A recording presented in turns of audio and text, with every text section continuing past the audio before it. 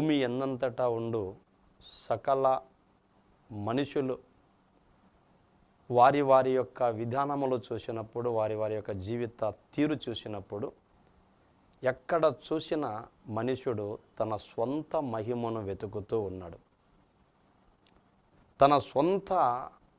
మహిమ కొరకు వెంపర్లాడుతూ, ప్రాకులాడుతూ, ప్రయాసపడుతూ ఉన్నాడు. పుట్టించిన దేవుడు ఒక ఆయన ఉన్నాడని, ప్రాణం పెట్టిన ప్రాణప్రియుడు యేసుక్రీస్తు ఉన్నాడని, సంచకరువుగా ఉన్న పరిశుద్ధాత్మ తోడుగా ఉండి నడిపిస్తున్నాడని,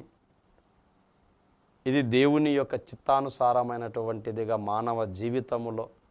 దేవుని ప్రణాళికగా దేవుడు సంకల్పించిన సంకల్పమని చాలా వరకు మనుష్యుడు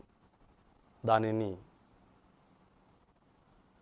ఆలోచనల దరికి కూడా రానివ్వకుండా ఉండడం మనకు